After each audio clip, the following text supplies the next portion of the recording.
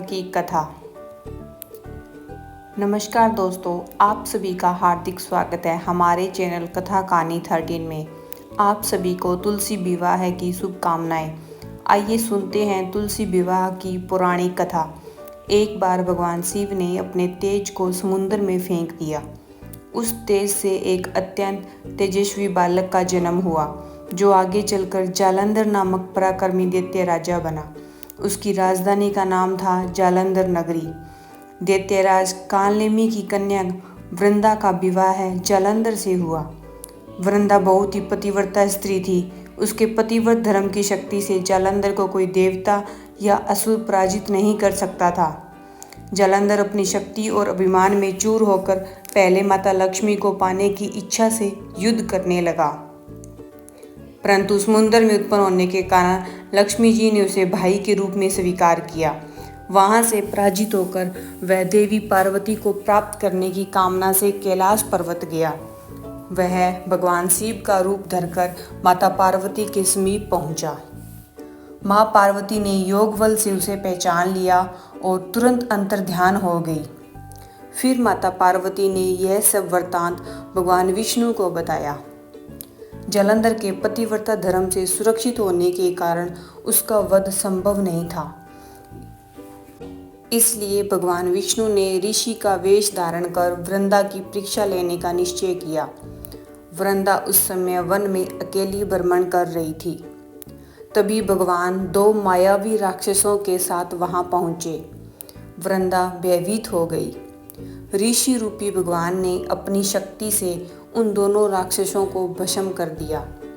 उनकी शक्ति देखकर वृंदा ने पूछा, हे ऋषिवर, मेरे पति जालंधर जो कैलाश पर्वत पर युद्ध कर रहे हैं, उनका क्या हाल है?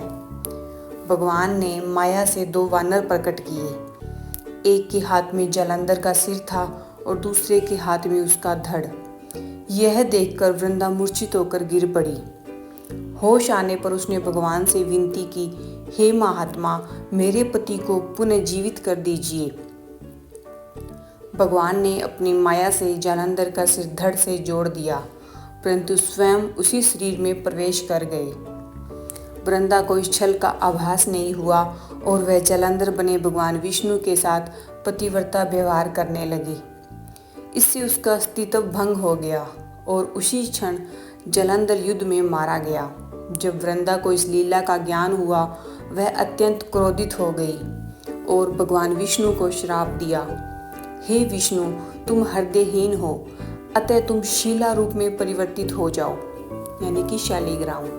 भगवान विष्णु ने अपने भक्त का श्राप स्वीकार कर लिया और शालिग्राम पत्थर बन गए। जब भगवान शालिग्राम रूप में परिवर्तित हुए तो सृष्टि का संतुलन बिगड़ गया। सभी देवताओं ने वृंदा से प्रार्थना की कि वे भगवान को श्राप से मुक्त करें। वृंदा ने विष्णु जी को श्राप से मुक्त कर स्वयं अग्नि में प्रवेश कर लिया।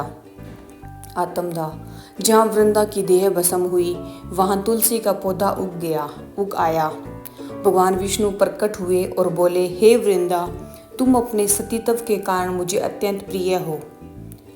अब तुम तुलसी के रूप में सदा मेरे साथ रहोगी।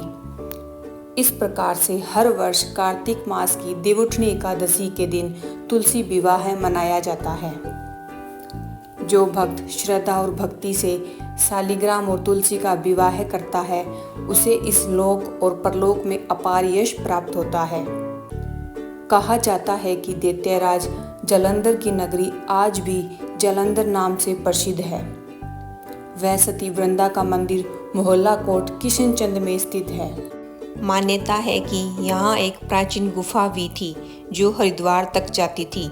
जो व्यक्ति 40 दिनों तक सच्चे मन से वृंदा माता की पूजा करता है, उसके सभी मनोरथ पूर्ण होते हैं। जिस घर में तुलसी का पौधा होता है, वहाँ यमदूत असमय प्रवेश नहीं करते, और जो मनुष्य तुलसी या आंवले की छाया में पितरों का श्राद्ध करता है, उसे पितृमोक्ष की प्राप्ति होती है।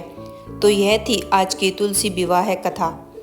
अगर आपको यह कथा पसंद आई हो तो कमेंट करके ज़रूर बताएं और चैनल कथा कहानी 13 को सब्सक्राइब करना न भूलें।